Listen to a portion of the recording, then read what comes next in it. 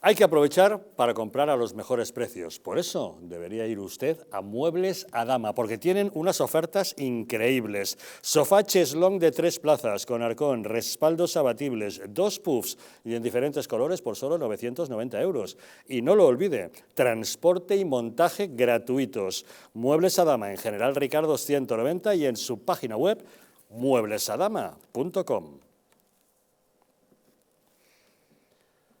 Tras 20 años de chavismo en Venezuela, Nicolás Maduro se ha consolidado al frente del régimen tras lograr un alto grado de cohesión interna.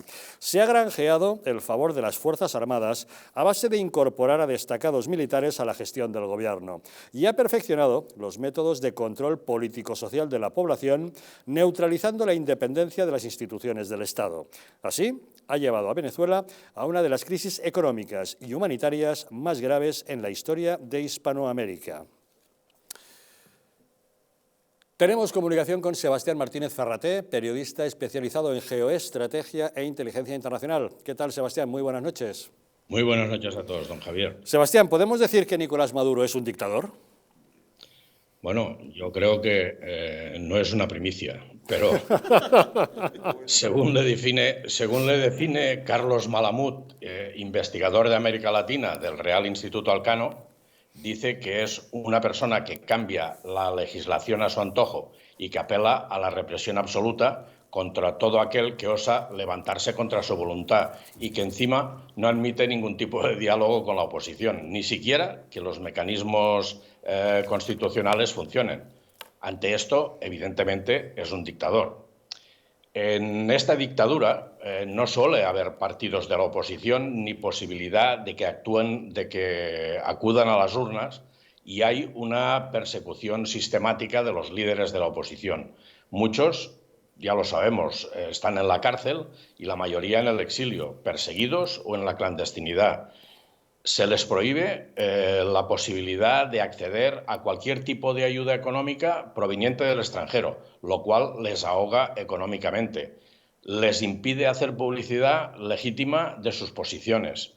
Evidentemente, ante todo esto, es un dictador.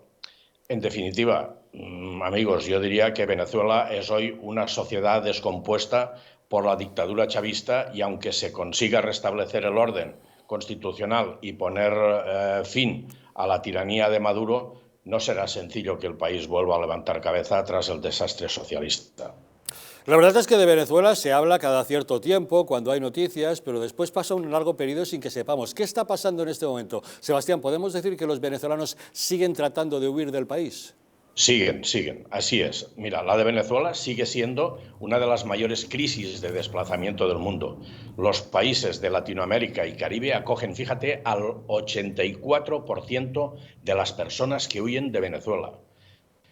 Y todas estas personas siguen saliendo de Venezuela pues para huir de la violencia, la inseguridad, la falta de alimentos, medicinas y todo tipo de servicios esenciales, ¿no?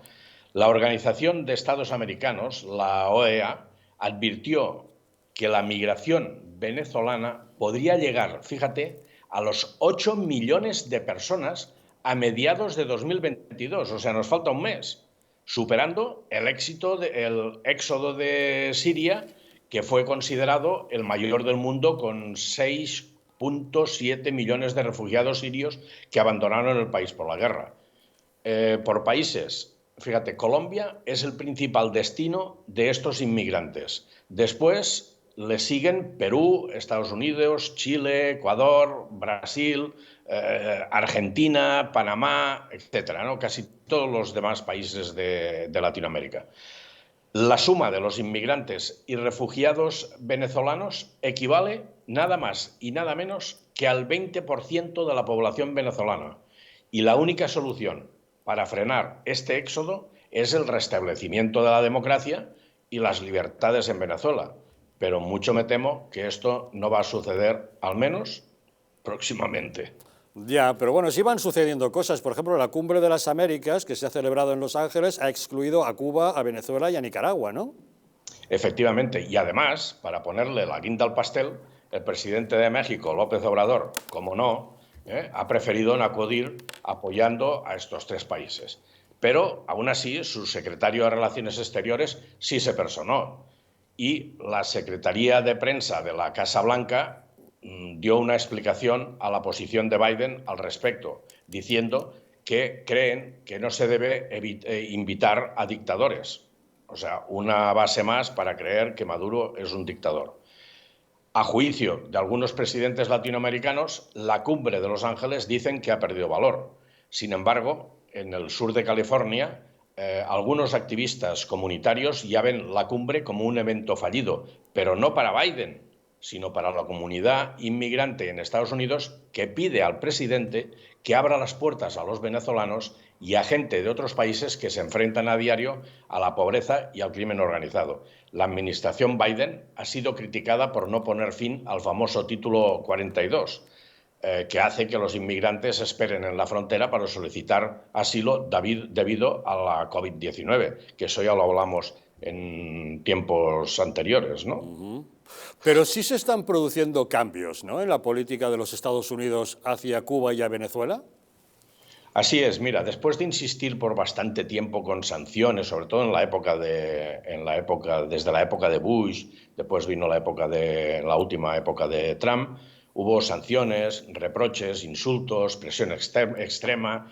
Estados Unidos ha empezado a flexibilizar su política hacia dos de sus mayores antagonistas latinoamericanos, como son Venezuela y Cuba, como tú decías, ¿no? Washington anunció por separado que rebajaría sus restricciones para viajes y remesas a Cuba, así como para las negociaciones de la principal petrolera estadounidense en Venezuela. Pero las medidas son limitadas y están lejos de suponer una normalización de las relaciones de Estados Unidos con el gobierno de ambos países, ¿no? Pero detrás de estos cambios, fíjate, hay varios motivos, tal y como comentan expertos en la BBC. El primero es la cumbre polémica de la que ya hemos hablado antes, ¿no? El segundo dicen que es la autorización, eso sí, limitada a la petrolera estadounidense Chevron para negociar posibles actividades futuras con Venezuela. Y la tercera, mostrar diferencias con el gobierno de Trump. Pero Biden debe ir con mucho cuidado con según qué políticas hacer con Venezuela y Cuba, ya que provocaría rechazos internos a meses de las midterm elections en el mes de noviembre, y ahí tiene que ir con mucha cautela. En esta cumbre de las Américas hay un pacto migratorio firmado por Estados Unidos con el resto de países participantes que beneficia a Venezuela. ¿Cómo es eso? Así es, mira, el gobierno de Biden, que se enfrenta a un flujo récord de inmigrantes ilegales en su frontera sur, prometió cientos de millones de dólares en ayudas para los inmigrantes venezolanos. Además, en este acuerdo firmado, Estados Unidos prometió ampliar hasta 20.000 su cuota de refugiados de las Américas para 2023 y 2024, con especial prioridad a los procedentes de Haití. Mientras que los demás países se comprometieron a facilitar vías legales de tránsito para recibir a inmigrantes de camino hacia Estados Unidos. Estas medidas incluyen que Estados Unidos y Canadá acojan a más trabajadores temporales y proporcionen vías para que las personas de los países con menos recursos, incluida Venezuela, trabajen en los países más ricos. A raíz de este pacto, el analista Marzak manifestó que tiene mucho sentido que Biden impulse un pacto con los países de acogida de inmigrantes con el fin de coordinar sus políticas sobre esta materia. Los inmigrantes y refugiados salen de Venezuela y Nicaragua no por las razones políticas migratorias de Maduro y Ortega, sino por, como todos sabemos, la represión jurídica, económica y política. Y un último detalle, Sebastián, cuéntame, de los muchísimos militares cubanos que hay en Venezuela, ¿estos militares qué son? ¿Son médicos? ¿Son soldados? ¿O qué hacen? Esto es como el que le preguntan que cómo funciona el reloj, ¿no? Y dice, solamente te puedo decir la hora, no te puedo decir cómo funciona. Sin duda, la presencia cubana en Venezuela le da a Maduro un apoyo político y militar que él recibe con gran alegría, evidentemente. Lo que no está claro es cuántos efectivos militares cubanos están operando en Venezuela, qué papel desempeñan y lo importantes que son para la supervivencia de Maduro. Cuba nunca ha negado que proporciona entrenamiento y asistencia militar en Venezuela, pero no da más información al respecto. En cambio, fíjate, el gobierno de La Habana resalta orgullosamente lo que llama su ejército de batas blancas, un contingente civil de más de 20.000 médicos y enfermeras que ayudan con su asistencia al sistema de salud venezolano en barrios pobres bajo un programa social llamado Misiones.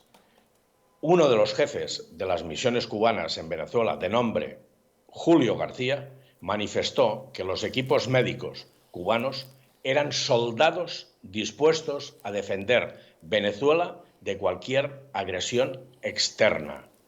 Esto hace pensar que muchos de los 20.000 sanitarios que se desplazan a Venezuela forman parte de la inteligencia cubana y de este modo tienen controlados los barrios donde la pobreza hace que la supervivencia sea su forma de vida.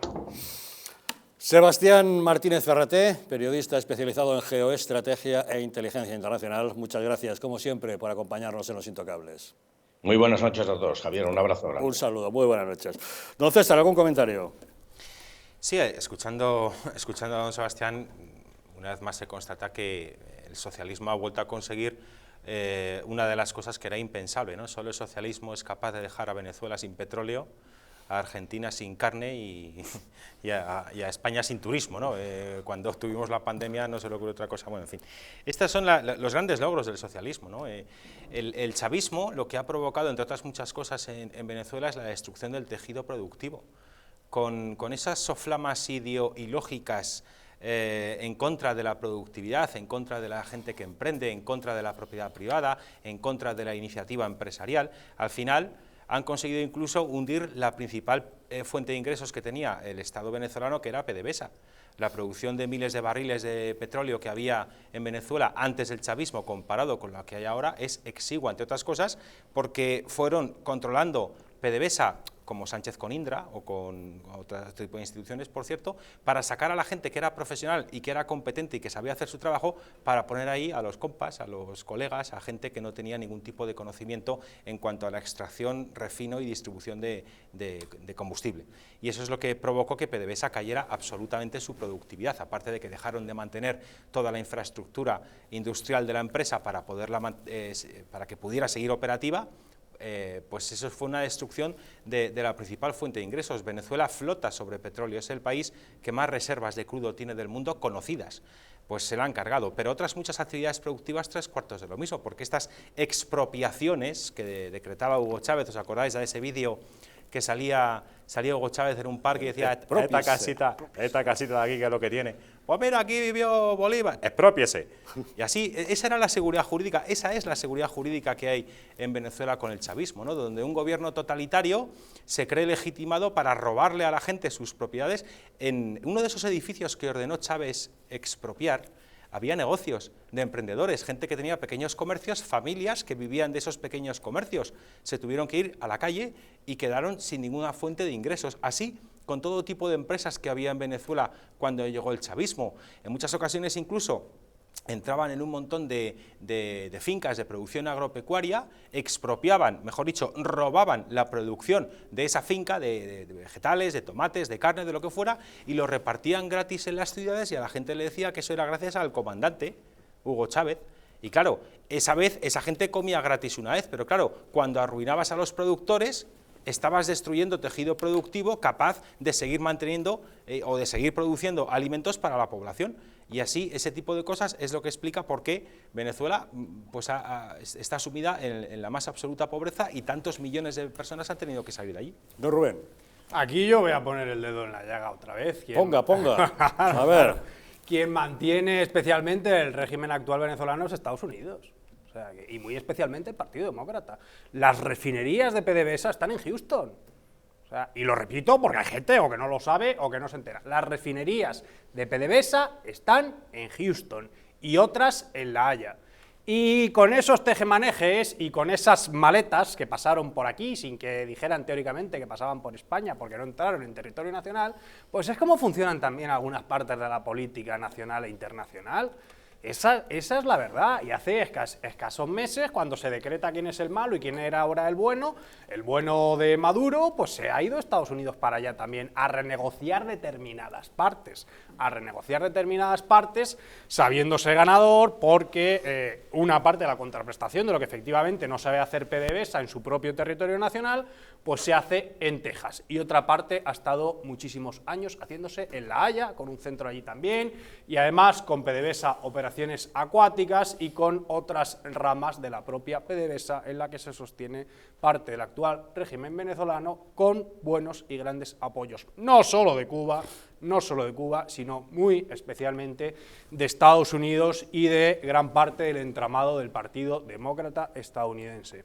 Esto es tristísimo para la enorme cantidad de millones de exiliados que hay ya de Venezuela, porque es un país que han destruido y que precisamente gran parte del refugio de los venezolanos ha sido ahora durante todos los últimos años, ha sido Colombia, que lamentablemente ha hecho un giro también hacia quien quería la Agenda 2030, porque la operación Petro es una operación que lleva fraguándose muchísimos años, incluida la visitita que también hizo aquí a España hace escasos meses, en el que le llamaban el exterrorista, nada más y nada menos, y algunos medios españoles que también le llaman el exterrorista, porque le llaman guerrillero y le ponen de especie de héroe y de que luchaba contra no sé qué, todo mentira, un lavado tremendo de imagen y un lavado de las cabezas de la gente. Y tristemente, pues ahora lo que nos queda en toda Sudamérica son naciones que a diferentes velocidades, salvándose ahora mismo Brasil y Ecuador, pues son naciones que avanzan hacia el abismo a diferentes velocidades. Y ahora también, lamentablemente, se ha sumado Colombia. Sí, a mí me asombra la capacidad que tienen estos líderes de sobrevivir. Yo recuerdo cuando Gaddafi era la bestia negra de casi todo el mundo, y acabó viniendo en un viaje oficial a España con Aznar y le regalamos un caballo, porque yo creo que fue patrimonio de todos los españoles el que le regaló el caballo. Y bueno, con Castro lo vivimos igual. Y aquí yo sospecho que vamos a un blanqueamiento del personaje y del régimen. Porque como comentábamos antes, Javier, pues se oye poco ya de Venezuela, parece que las cosas han mejorado algo. Yo tengo algunos amigos allí que van y vienen y me dicen que como hablan ellos, las bodegas ya están llenas y yo no sé cómo lo han conseguido. Yo creo que vamos a un blanqueamiento y mientras tanto, pues estos, que yo creo que ya es un régimen simplemente corrupto, ya yo creo que ni ideológicamente no tiene más que mantenerse, se basan por lo visto en los militares, que tienen sus empresas y sus historias los militares y bueno, pues ahí hay una conjunción de intereses por el cual pues algunos deben estar forrando llevando las famosas maletas de la vicepresidenta que tampoco se explicó bien aquí qué pasó. Nunca se dieron detalles acerca de lo que realmente ocurrió. Pero bueno, cada cierto tiempo nos preocupamos por lo que pasa en Venezuela, aunque no esté en las portadas de los periódicos. Queremos saber cómo siguen las cosas. Pero volvamos a España. Pedro Sánchez sigue obsesionado con ese interés que tiene en su ofensiva por controlar todos los organismos públicos. Ya resultó escandaloso el nombramiento de una ministra socialista, Dolores Delgado, al frente de la Fiscalía General del Estado, una entidad que debería ser independiente, pero Sánchez alardeaba de su control sobre ella. Es que la Fiscalía, ¿de quién depende? ¿De quién depende? Sí, del gobierno, pues ya está. También quedó claro el dominio, por ejemplo, sobre la abogacía del Estado, cuando sustituyó a Edmundo Val por negarse a retirar la violencia en la acusación a los sediciosos de Cataluña. También hemos visto diversas maniobras por su parte para controlar órganos judiciales. O más cosas, la destitución del jefe de la comandancia de la Guardia Civil de Madrid, el coronel Diego Pérez de los Cobos, por no revelar al ministro Marlaska las investigaciones que por orden judicial se estaban realizando a miembros del gobierno. El cese del coronel Manuel Sánchez Corbí, como jefe de la UCO de la Guardia Civil, por cuestionar la falta de fondos para llevar a cabo sus operaciones. También la cocina de las encuestas del CIS, dirigido por Tezanos, o el cese de la directora del Centro Nacional de Inteligencia por el escándalo Pegasus, o la toma de control de Indra por parte del Gobierno, con el cese de sus 5 consejeros independientes. Bueno, pues ahora Es el presidente del Instituto Nacional de Estadística, Juan Rodríguez Pou, el que ha presentado la dimisión, al parecer por las discrepancias con Nadia Calviño respecto a la forma de medir las cifras oficiales relativas al IPC o el Producto Interior Bruto. Las malas estadísticas económicas que divulga el Instituto están, por lo visto, detrás de las presiones para su relevo. Y suma y sigue. Don César, ¿veremos esto? ¿Cuántos más veremos? Pues todo aquel organismo público que revele información o que haga estudios que denotan las pésimas consecuencias de la gestión de Pedro Sánchez sufrirá el mismo camino. Pero esto ya lo vimos en Argentina con el gobierno de Néstor Kirchner, cuando controlaron los organismos públicos que hacían estudios sobre la inflación en Argentina. Dejaron de hacer esos estudios, o la información que empezaron a dar dejó de ser fidedigna y Argentina pasó a ser un país menos confiable todavía. Entonces, si ahora lo que pretende el gobierno de Sánchez es hacerse con el control del INE para que empiecen a cocinar los datos estadísticos de forma que la inflación oficial reconocida por las propias instituciones públicas españolas sea menor de la que realmente es, eso va a producir una absoluta merma de credibilidad para el gobierno de España. Esto es un poco lo que han hecho con el tema de los parados. Ahora ya en España no hay parados, ahora hay fijos discontinuos. Y entonces maquillamos las estadísticas y entonces una persona, como ya no firma un contrato temporal, sino que firma un contrato de fijo discontinuo, a lo mejor en ese momento ya no está trabajando, pero en la estadística computa como que es un empleado. Pues esto es lo mismo, es intentar controlar las instituciones oficiales del Estado que están dirigidas por personal competente y por funcionarios, sustituirlos por gente adepta a las órdenes de Pedro Sánchez para que den la información, entre comillas, que le interesa a Pedro Sánchez. Pero eso ya no va a ser información, eso va a ser maquillaje, propaganda o directamente mala información. Y eso va a redundar en un descrédito aún mayor de España como país. Si no tenemos un Instituto Nacional de Estadística que sea capaz de dar estadísticas rigurosas, evidentemente lo que se hace también es no ayudar al gobierno a tomar las decisiones que tiene que tomar. Porque para que un gobierno tome buenas decisiones tiene que tener buena información.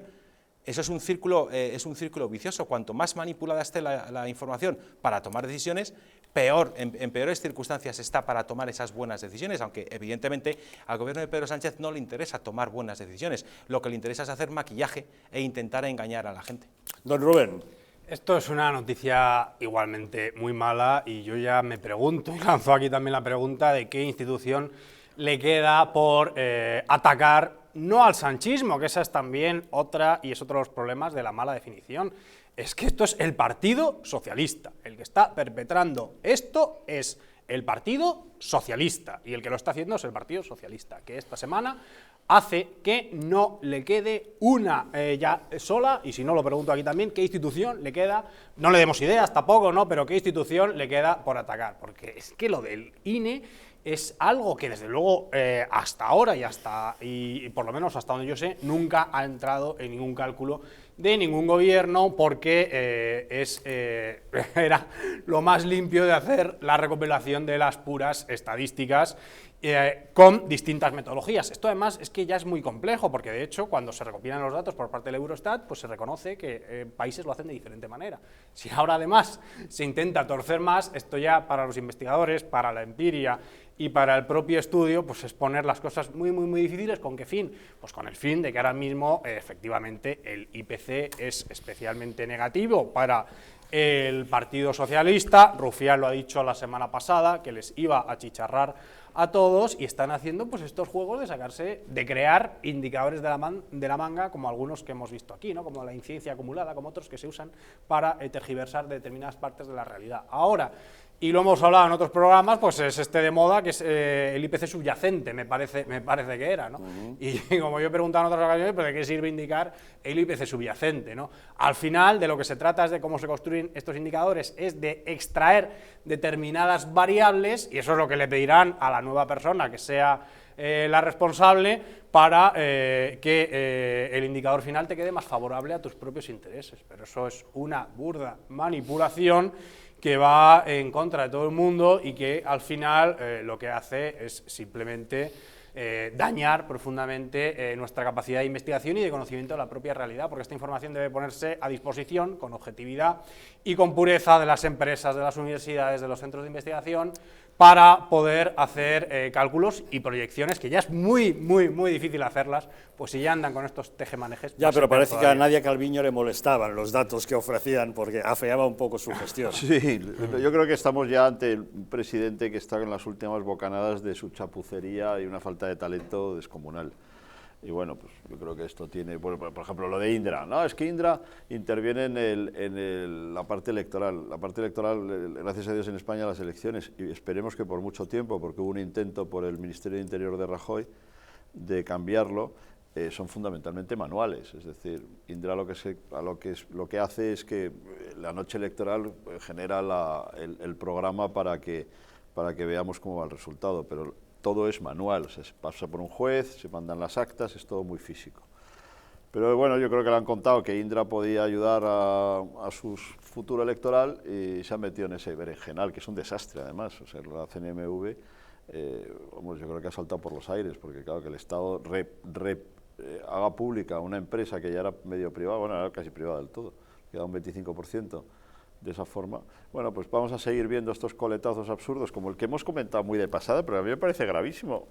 Sánchez ha decidido que el franquismo acabó en el año 83, es decir, que Felipe González fue un primer ministro de Franco, lo cual es sintomático, ¿no? De que ya claro, se ha vuelto loco completamente. Ahí quiere incluir a los gobiernos de UCD. Claro, pero esos son todos franquistas. Eso es el flanco sur, eso es el flanco sur. Claro, pero que Felipe González durante un año... Vamos a ver, en vez de establecer que el fin del franquismo, el 20 de noviembre de 1975... Bueno, lo podemos llevar hasta las Cortes Democráticas. O hasta el 77, si usted 76, quiere, la ley de amnistía, punto final...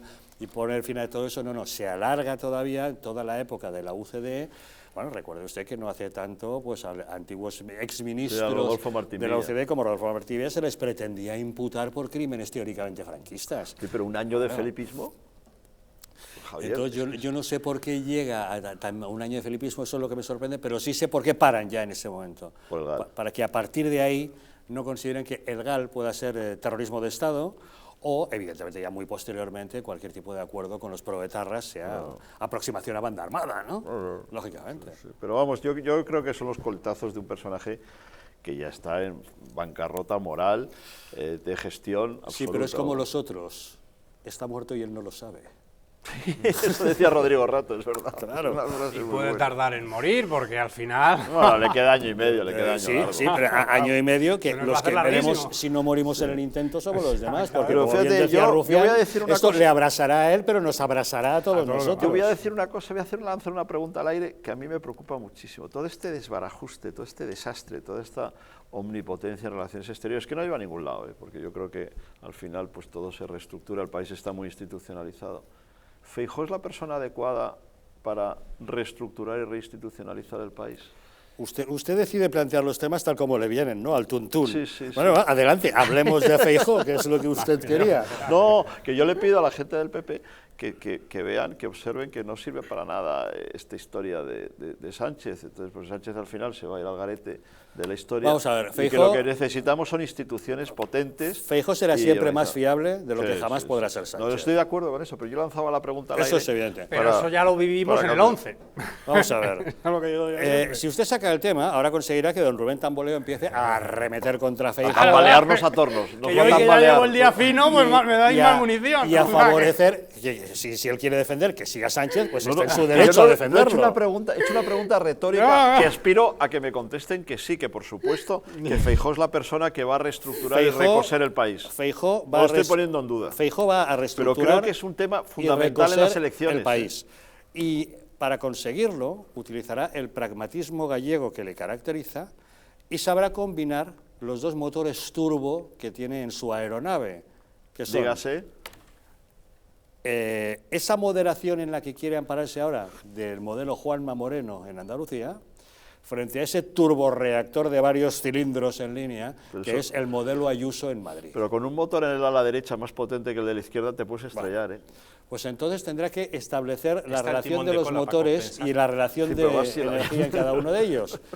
Pero de él dependerá saber pilotar. Bueno, pero yo lo que quiero es suscitar estos temas, don Javier, porque usted es un líder de opinión, para que a las próximas elecciones, una de las claves de esas elecciones sea la reinstitucionalización de España. Porque este hombre lo va a dejar hecho un erial. Correcto. Yo creo que si en España hemos aprendido algo es que Feijóo fue el bien recibido, el esperado, el deseado ante la España de Echaunerial que dejó Rodríguez Zapatero y que durante su mandato... Feijóo, no, Rajoy. Rajoy, ha dicho Feijóo. Ah, Feijóo, perdón, me quería decir Rajoy. No olvide que le mandó un cura disfrazado a Sí, otro. es cierto, no, pero que creo que coincidimos todos en que Rajoy era el deseado después del gobierno de Zapatero para que pudiera restablecer la economía y que a lo largo de su mandato efectivamente hizo una gran labor en materia económica y todo eso, pero defraudó enormemente puesto que no dio la batalla cultural, la batalla de las ideas. Yo como estoy casado con una gallega y quiero volver a dormir a casa esta noche, ojo con el pragmatismo gallego. Vale, entonces hay que ponerle la guinda al pastel. Que Si no... esta noche vaya usted a dormir en la bañera no es un tema que nos vaya a preocupar en este momento. Pero usted como amigo se preocupará. Bueno, trataré de buscarle luego para un acomodo, si no se preocupe. Pero estoy convencido de que algo tenemos que haber aprendido, de que el error que cometió Rajoy fue efectivamente no dar la batalla de las ideas. Y que por tanto ahora Feijóo, que yo creo que sí es un hombre sensato, pragmático, pues gestor, y que evidentemente es 1000 veces superior y mucho más deseable de lo que pueda ser Pedro Sánchez, es un hombre capaz de articular este país y espero y confío en que no cometa el error el mismo que cometió Rajoy y que no olvide la batalla de las ideas. Y creo que allí, de ahí que sepa modular exactamente las dos fortalezas que tienen los motores que tiene su equipo. Ese centrismo del que hace gala con el modelo Juanma Moreno en Andalucía, que le ha funcionado a la maravilla, ha ganado una mayoría absoluta sobrada, frente a esa ilusión que en décadas no conseguía despertar ningún político en España, que ha conseguido Isabel Díaz Ayuso, que ha demostrado ser la auténtica Margaret Thatcher de levantar pasiones entre la política española. O sea, que el franquismo volverá al 75, ¿usted cree? Yo estoy convencido de que con un mínimo de sensatez se pueden desarticular una serie de legislaciones que están hundiendo a España. No es legislación, yo digo todo el tono en general. Sí, pero me refiero a darle la vuelta a este país como un calcetín, pero desde la sensatez y poco a poco, pero efectivamente deshaciendo todo el hilvanado que han ido haciendo otros. Don César. Yo creo que Núñez Feijóo, para la situación que va a Y dejar... que no quería imponer un tema, por Dios, que yo... No, pues lo he impuesto. Si esta noche duerme en la bañera, eso es otra historia, pero usted ha puesto el tema. Va a costar caro esto. Yo, Luis, tú tienes mujer gallega, yo tuve madre gallega, con lo cual el carácter gallego también lo conozco bien, pero precisamente por eso, porque lo conozco bien, yo creo que es un carácter muy bueno para afrontar la situación que nos va a dejar Pedro Sánchez. Es decir, Feijóo por su trayectoria ha sido director general de Correos, ha sido director del Insalud en los gobiernos de José María Aznar, ha tenido una capacidad de gestión en el gobierno central que le ha dado conocimiento de lo que es la gestión en el gobierno central, pero es que si Feijóo hace, después de Sánchez en la Moncloa, lo que hizo en Galicia cuando salió Emilio Pérez Touriño de la presidencia de la Xunta, creo que por lo menos vamos a mejorar muchísimo nuestra situación, porque ¿qué Galicia heredó Núñez Feijóo de Touriño? Con unas cuentas descuadradas, con un déficit imposible, con un montón de problemas de gestión, la región quemada, con los montes, esos grandísimos incendios que hubo en Galicia bajo la presidencia de Touriño, entre otras muchas cosas, porque Touriño lo primero que hizo cuando llegó a la Xunta, una de las cosas eficientísimas que hizo fue establecer la obligatoriedad de conocer el gallego para trabajar en los retenes de extinción de incendios, porque como todo el mundo sabe, para extinguir un fuego tienes que falar galego. Porque si non falas galego, o fogo no se extingue, o no extínguese. Como para los médicos en Baleares hablar catalán, ¿no? Exactamente, la misma absurdez. Pues ese tipo de absurdeces que hizo Emilio Pérez Touriño, por las cuales luego Galicia ardió como nunca, es más, desde los satélites de la NASA aquel año se veían toda la superficie quemada de los montes, y cuando llegó el otoño... Fue tremendo el verano. Sí, y cuando llegó el otoño, una buena parte de las cenizas de esos incendios empezó a llegar a las rías, y los productores de mejillón de las bateas de las rías tuvieron que parar la producción porque estaban afectando incluso a la producción marisquera de las bateas de las Rías Bajas, ¿verdad? Pues ese tipo de catástrofes que heredó Feijóo de la administración socialista de Touriño, luego la gestión que tuvo fue muy buena, con lo cual, si Feijóo consigue hacer la misma buena gestión en Moncloa cuando salga Sánchez que hizo en Galicia, yo creo que los españoles nos podemos quedar bastante tranquilos como poco. Seguro que encontramos un contrapunto en la mesa. Bueno, yo hoy no me quería meter en este berenjenal también, que ya sería otro más, pero solo voy a citar 20-30 segundos. La intervención de Alfonso Guerra esta semana. A mí, yo estoy con las ideas, no me importa coincidir con alguien tan especial como Alfonso Guerra. Alfonso Guerra ha dicho esta semana que lo que ha hecho Juan Manuel Moreno Bonilla ha sido dejarlo todo tal y como lo había puesto el Partido Socialista. Pues no puedo estar más que de acuerdo con el señor ex vicepresidente Guerra. Bueno, también hay gente que dice en el gobierno que Moreno Bonilla ha ganado gracias a todo lo que le ha dado Sánchez para poder administrar la pandemia. Son opiniones que tienen en el Partido Socialista. Son si opiniones usted distintas. quiere suscribir esa opinión, Yo está suscribo en su derecho. esa frase de Alfonso Guerra. En fin, hacemos una pequeña pausa y volvemos de inmediato para hablarles de criminología, una profesión cada vez más necesaria en la resolución de muchísimas investigaciones. Un criminólogo es un profesional muy determinado y hoy vamos a hablar con alguien para que nos explique exactamente en qué consiste ese trabajo.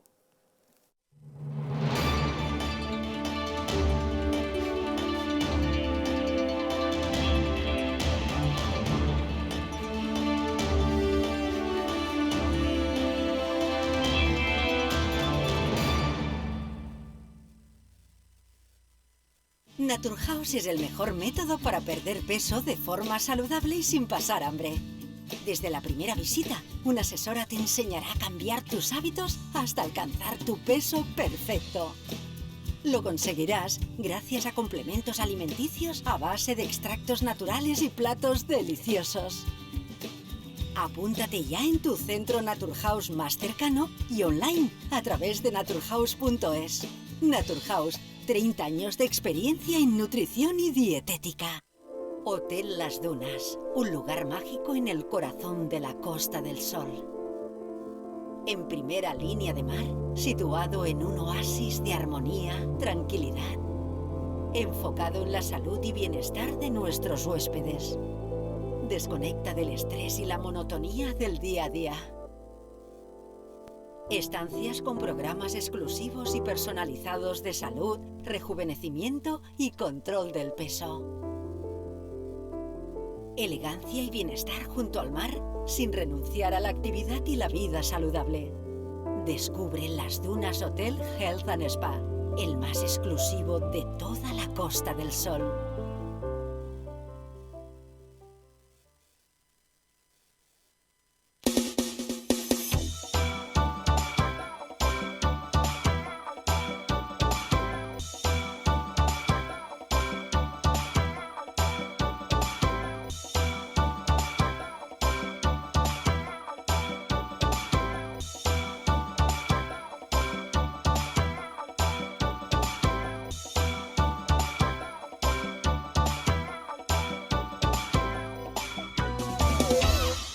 Estás a solo unas horas de que para farmaciamundonatural.es te haga llegar tu pedido con regalo incluido. Más de 25.000 productos de las principales marcas. Te esperamos.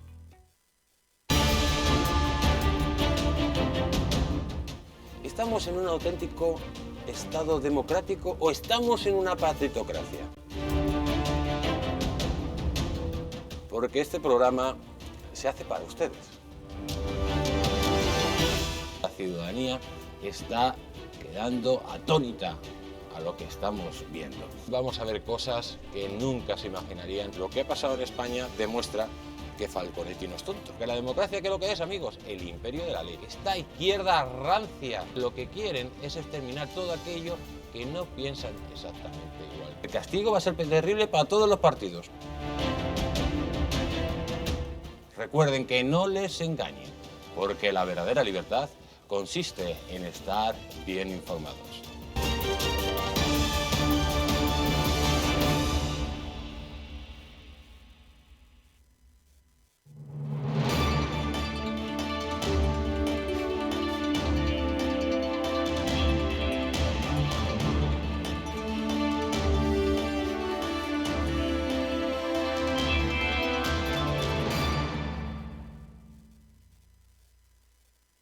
Las arrugas superficiales, la flacidez o el descolgamiento de la piel son síntomas evidentes del envejecimiento, un proceso que a partir de los 40 años se acelera al reducirse la producción de colágeno por parte de nuestro organismo.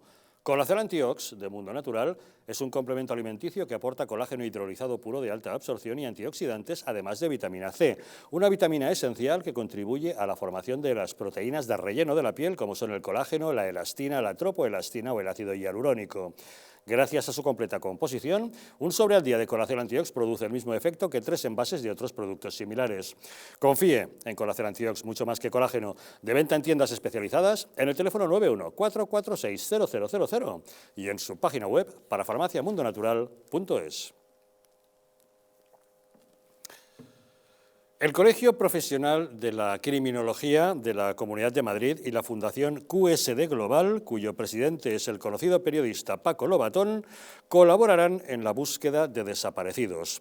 La Fundación QSD Global, que de las siglas quién sabe dónde, es una organización privada de carácter fundacional sin ánimo de lucro cuyos fines, entre otros, son la búsqueda de personas desaparecidas y la asistencia social, psicológica y jurídica a familias que sufren este tipo de casos. El Colegio de Criminología aporta su experiencia en la resolución de situaciones de desaparición de personas, ya que durante el año 2021 se denunciaron un total de 22.285 desapariciones, de las que un 66% se corresponden con menores de edad. Tenemos comunicación con Carmen Balfagón. Ella es la decana del Colegio Profesional de la Criminología de la Comunidad de Madrid. Señora Balfagón, muy buenas noches. Hola, buenas noches, ¿qué tal? Bueno, cuénteme, ¿qué supone aportar la experiencia de los criminólogos en la búsqueda de personas desaparecidas? Pues hombre, supone el contar con todos los conocimientos que aunamos tantos profesionales, licenciados y graduados en criminología, y ponerla a disposición de una fundación sin ánimo de lucro como es esta fundación, para que también desde el análisis criminológico podamos contribuir a la búsqueda y a la localización, o más que nada saber qué ha pasado con esas personas desaparecidas ante las que no hay ninguna respuesta. ¿A qué suelen obedecer la mayor parte de las desapariciones que se producen en España? Pues hombre, esa es una buena pregunta. Esa es una buena pregunta porque aquí hay una tendencia que se puede ver en los últimos informes del Centro Nacional de Desaparecidos, que cuando son mayores de edad, pues apuntan a que son, en todos los casos, desapariciones voluntarias. Yo creo que esto no es verdad, que hay desapariciones de mayores de edad que no responden a una voluntariedad en la desaparición. Pero eso es una opinión mía y de otros compañeros. Y luego, desde luego, en el tema de los menores de edad, como usted bien ha señalado las cifras, creo que hay que mirarlo de una forma bastante aislada e individualizada cada caso, porque no sabemos a qué responde, no lo tenemos claro. Sí que es verdad que hay provincias en ese informe del Centro Nacional de Desapariciones que indican que esas desapariciones se deben pues a menores que se han fugado de centros. Bueno, yo creo que hay que buscar en cada caso, en cada persona, el motivo de esa desaparición, saber qué riesgo tenía, qué problemas podía haber alrededor de esa persona y, como insisto, qué factores de riesgo han hecho que esa persona no se vuelva a saber nada de ella, en muchos casos durante años. La verdad es que la desaparición de menores son siempre las más impactantes, las que más nos llaman la atención a todos, porque es lamentable que de repente un crío desaparece y nunca más se supo de él. Vienen todo tipo de temores, ¿no? Desde pederastas a organizaciones que trafican con niños, ese tipo de cosas. Hombre, vienen todo tipo de temores, claro que sí, pero vuelvo a insistir, no podemos caer, y yo creo que aquí hay que insistir en cambiar la visión de que una desaparición de un joven, por ejemplo, de 16 años, estamos ante una desaparición voluntaria. Jamás, es un menor de edad y hay que buscarle y ver a qué se debe esa desaparición. Y en esa franja de edad hay muchos menores que están desaparecidos y en provincias que a mí me llama poderosamente la atención. Yo animo a los colaboradores del programa a que miren el informe y que miren a ver qué está pasando en concreto en Las Palmas con la desaparición de jóvenes entre 14 y 17 años. Y por qué hay un número tan elevado de desapariciones. Eso hay que analizarlo, eso hay que verlo y hay que darle respuesta, desde luego. Doña Carmen, cuénteme, ¿qué es la criminología? Buena pregunta. Pues mire usted, la criminología es una ciencia. Es una ciencia en la que se tiene una formación multidisciplinar de otras muchas ciencias, que es la que la integran. Pero mire usted, la criminología es una ciencia desde el punto de vista social imprescindible. Llevamos desde el año 2003 como teniendo la criminología dentro de nuestras licenciaturas universitarias y desde el 2011 siendo un grado dentro de los grados universitarios que se ofertan. Son ahora mismo 31 universidades las que están ofertando criminología. Y le puedo decir que las universidades públicas ya se está pidiendo la misma nota para criminología que para medicina. Es decir, tenemos a los mejores estudiantes. La criminología es una ciencia imprescindible, cuyos fines son la prevención de la delincuencia y el análisis, fines fundamentales, y el análisis de las situaciones delincuenciales, para evitar precisamente que se reproduzcan y para plantear medidas que las atajen. Pero, señora Balfagón, ¿un criminólogo es un detective privado? ¿Es un analista de datos? ¿Qué hace exactamente? Vamos a ver, un criminólogo no es un detective privado, no tenemos nada que ver con los detectives privados, pues ellos tienen su esfera de competencias. Nosotros, y es algo que nos critican los detectives privados, utilizamos la investigación desde la documentación, desde el análisis criminológico. Nosotros podemos decir que muchos compañeros hemos logrado abrir causas judiciales analizando hechos desde los sumarios judiciales y viendo datos y analizando datos que en un momento determinado la investigación ha sido incapaz de analizar. Debemos entender, por tanto, que deben aunar una serie de disciplinas propias de un policía, de un abogado, una serie de conocimientos jurídicos, además de otro tipo de disciplinas, supongo. Sí, mire usted, una disciplina fundamental dentro de la criminología es la victimología, una disciplina fundamental es la criminalística, que también tenemos criminalística en nuestro plan de formación, la psicología forense, la psiquiatría criminal, es que la medicina legal, es que nos nutrimos de muchas ciencias, pero sí que es verdad que desde luego en un país anglosajón esta pregunta no se haría hoy en día, pues llevan años y siglos trabajando con los criminólogos, y el criminólogo es una figura clave en toda la organización social, precisamente para colaborar en la erradicación de los delitos. O sea, no se puede pensar que en un país como España, en una junta de tratamiento penitenciario, no esté el criminólogo para evaluar el riesgo de reincidencia de un señor que va en breves fechas a adquirir la libertad, sin que haya un informe de un criminólogo que también lo avale junto con otros profesionales, porque ahí se trata de trabajar en colaboración, pero lo que no puede estar es aislado el criminólogo de ese caso tan importante como es hablar de la reincidencia, de las posibilidades de reincidencia que pueda tener un delincuente que va a salir a la calle. ¿Y está reconocido el papel del criminólogo en España? Pues miren, no está reconocido para nada, y yo espero, y les agradezco un montón esta pregunta y que me den participación en este programa, yo espero que en breves fechas este reconocimiento, lo mismo que lo ha tenido hace un par de años Portugal, lo tengamos en España. Estamos tramitando un proyecto de ley en el Congreso de los Diputados donde se establece el marco normativo y de actuación del criminólogo y criminólogas en España. Claro que sí, igual que lo tienen otros, vamos, el resto de países de Europa. En toda Europa está regulada esta figura, menos en España. Y no podemos seguir diciendo, y permítanme, que somos una sociedad moderna, avanzada, que estamos a la cabeza de Europa, sin esto tenerlo regulado. El criminólogo tiene que tener su espacio laboral, allí donde debemos de estar y donde nos habilita la formación que adquirimos. ¿Dónde deberían estar los criminólogos? Usted ha hablado de las juntas de tratamiento penitenciario, por supuesto, me imagino que también en colaboración con la policía, con equipos psicológicos de atención a víctimas. Vamos a ver, con la policía como asesores de la policía, no como, porque tenemos muchos compañeros que pertenecen a los cuerpos y fuerzas de seguridad del Estado y evidentemente son criminólogos, pero no están trabajando como criminólogos, no se les reconoce esa formación. Nosotros necesitamos que haya asesores en la policía para colaborar con la policía, para plantear nuevas líneas de investigación. Necesitamos que estén en los juzgados de instrucción. ¿Cómo es posible que una instrucción en el ámbito penal, cuando estamos hablando de un homicidio, de un asesinato, no haya el asesoramiento de un criminólogo? Esto no ocurre aquí, ocurre en todos los países anglosajones, aquí no.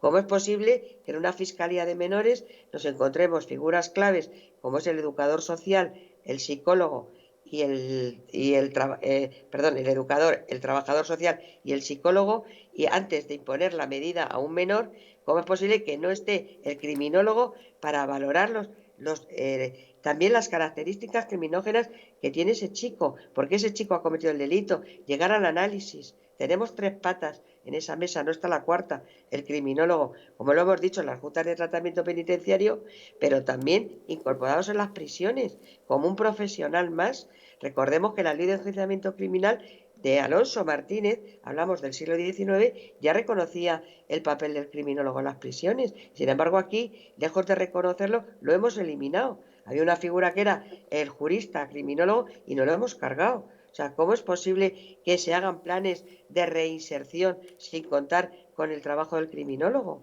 y aportar sus conocimientos? Pues esperamos que con su empeño consigan ese reconocimiento y su incorporación a todo ese proceso. Doña Carmen Balfagón es la decana del Colegio Profesional de la Criminología de la Comunidad de Madrid. Muchísimas gracias por habernos acompañado hoy en Los Intocables. Muchas gracias por darnos voz, de verdad. Pues a seguir adelante con ese trabajo. Muchas gracias, muy buenas noches. El papel del criminólogo, ese gran desconocido, pero como dice doña Carmen Balfagón, debería encontrar su lugar dentro de lo que es la investigación, la prevención y la resolución de delitos y sobre todo su prevención, como hemos dicho. Don Rubén Tamboleo. Bueno, criminología nace en España especialmente para darle formación a aquellos miembros de los cuerpos y fuerzas de seguridad del Estado que querían ascender y cuando a veces tenían solo lo que era la anterior diplomatura, nace especialmente como licenciatura de segundo ciclo para poderle dar esa posibilidad de ascenso y que ascendieran a inspector en su caso.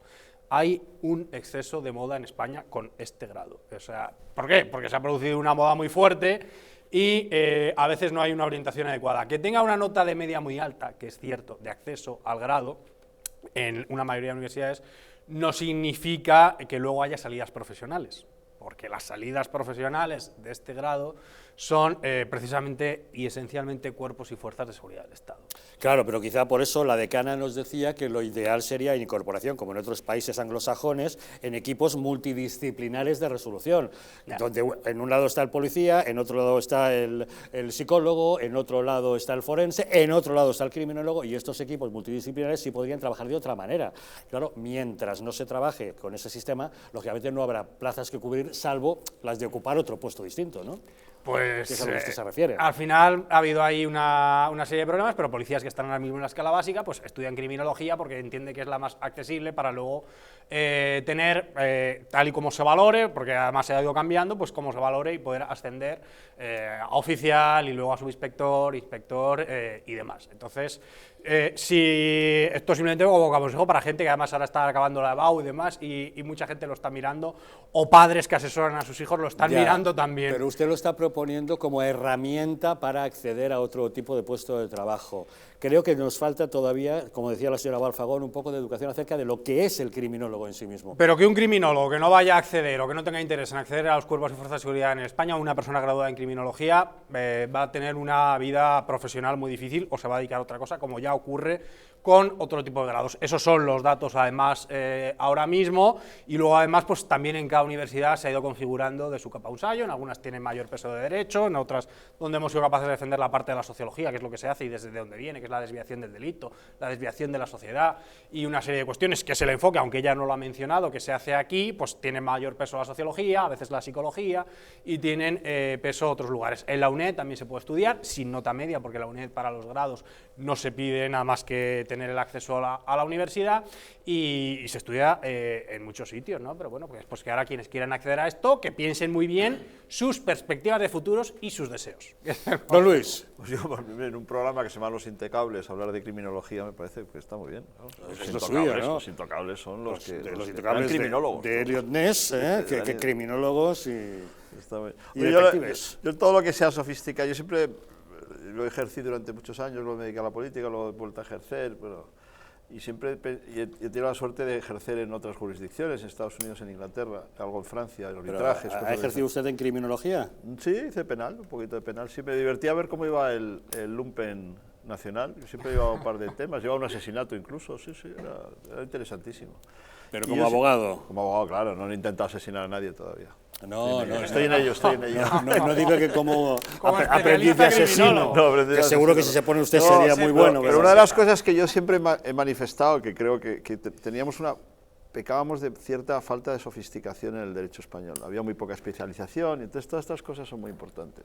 Que haya despachos especializados en tal cosa, gente que sabe hacer tal cosa, pero no llegamos al nivel de sofisticación que en Estados Unidos hay profesionales cualificadísimos que ganan un dineral solamente para elegir testigos o para leer, para oír, a ver, como todo es vídeo.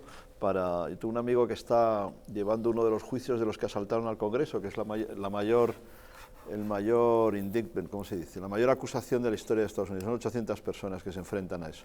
Y casi todo se hace con cámaras de vídeo. El Congreso estaba trufado de cámaras de vídeo.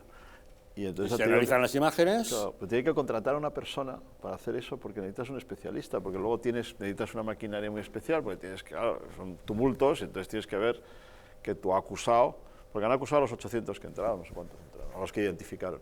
Entonces tú tienes que ver exactamente lo que va haciendo el personaje que defiendes a lo largo de toda la cosa esta. Hay que seguirle por las diversas cámaras, claro. reconstruir. Y entonces para eso necesitas, bueno, él dice, yo he contratado a una persona, pero hay empresas ya dedicadas a este tipo de cosas. Pero bueno, digamos que esos son los derechos, las jurisdicciones más ultra sofisticadas, que tampoco es bueno porque luego es carísimo. Bueno, yo creo que eso es más un investigador que un criminólogo, pero bueno. Bueno, pero este se dedica solo a mirar cámaras de vídeo, que es curiosísimo. Digo, no, es una empresa, ¿no? Es que ya hemos llegado a tal nivel de sofisticación que no es ir a un detective, no. Yo he ido a un tipo que solo se pasa todo el día cobrándole a los abogados y haciendo informes sobre cámaras de vídeo. Don César. Pues a mí lo que me gustaría es que el castigo para los delitos cometidos, una vez acreditada la culpabilidad del acusado, me gustaría que las leyes españolas fuesen muchísimo más duras para con el delincuente y que se tuviese muchísima más sensibilidad para con las víctimas, sobre todo cuando hablamos de algunos tipos de delitos que la izquierda tanto dice estar preocupada porque se cometen, pero luego no se preocupa mucho por las víctimas, porque habida cuenta además de la legislación penal tan laxa que defienden para castigar ese tipo de crímenes, pues no entiendo cómo es posible que luego digan que les preocupa tanto. No entiendo cómo no hay una cadena perpetua, y dicho así, cadena perpetua, para los violadores, tanto que les preocupa a la izquierda el tema de las violaciones. Bueno, pues está acreditado que la inmensa mayoría de los violadores no son recuperables y que en cuanto se les conceden permisos penitenciarios y salen de prisión, vuelven otra vez a violar mujeres. Entonces, la única forma que está acreditado 100% que es fiable para que una persona no vuelva a cometer determinado tipo de delitos es que se quede en la cárcel de por vida, porque esta izquierda que tanto protesta o que tanto dice estar preocupada por las agresiones sexuales o por las violaciones, pero es que en puridad y por desgracia no podemos asegurar que ningún violador vaya a violar a una mujer en cualquier momento, porque no podemos tener policía 24 horas al día, 365 días al año en todas las calles y en todos los lugares para evitarlo, ¿verdad? Porque como todo el mundo lo puede comprender. Ante eso, sin embargo, lo que sí se puede hacer es una persona que ha violado que no vuelva a salir a la calle. Eso sí se podría hacer, pero como a la izquierda le preocupa tanto la reinserción de una forma esquizoide, en mi opinión, en lugar de preocuparse por la víctima, pues la criminología más progre va por ese sentido. Bueno, y al PP cascarle 20 años, y a los del PP la media es 20 años. Claro. En fin, bueno, nos seguiremos interesando por el asunto de la criminología y deseamos que sus aptitudes sean utilizadas justamente para la resolución y sobre todo para la prevención del delito. Y hoy queremos enviar un saludo muy, muy cordial a los vecinos de Castrourdiales, que este viernes celebran la 73ª edición de su Coso Blanco. Se trata de un desfile nocturno de carrozas bellamente confeccionadas con papel de seda, en su mayor parte de color blanco, donde muestran las diversas creaciones artísticas de los carrocistas y artesanos locales. Una fiesta alegre y colorista, donde los vecinos, ataviados con un vestuario acorde a los motivos de las carrozas, optan al premio a las confecciones y carrozas más originales. Confeti, serpentina, música y comparsas, con un desfile en la bahía de la ciudad que culmina con fuegos artificiales. Enhorabuena a los castreños y castreñas que celebran su tradicional fiesta, que data de 1948. Y con nuestro saludo a Castrourdiales ponemos punto y final a nuestro programa de hoy. Don Rubén Tamboleo, muchas gracias por acompañarnos. Gracias. Un placer. Gracias, Luis Asúa, por habernos acompañado. Muchas gracias, Javier. Gracias, César Sinde, por haber estado con nosotros. Un placer, Javier. Gracias también a todos ustedes un día más por acompañarnos, pero no se vayan lejos, que ahora viene la película. Esta noche, El silencio de un hombre, un thriller policíaco protagonizado por Alain Delon, que encarna a un asesino a sueldo que es el perfecto ejecutor, un hombre que tiene el honor de la gente agente de Lampa y que comete sus crímenes a la perfección sin dejar que jamás le capturen. Pero una noche las cosas cambian y después de liquidar al dueño de una sala de fiestas queda a la vista de diversos testigos. Fallará a la hora de montar su coartada y se dará cuenta de que no todos en el AMPA tienen el mismo código que no el de él. Mientras le va acorralando la policía, también algunos viejos socios que han decidido traicionarle. No se pierdan la película, disfruten de ella, que nosotros les esperamos mañana nuevamente aquí, en Los Intocables.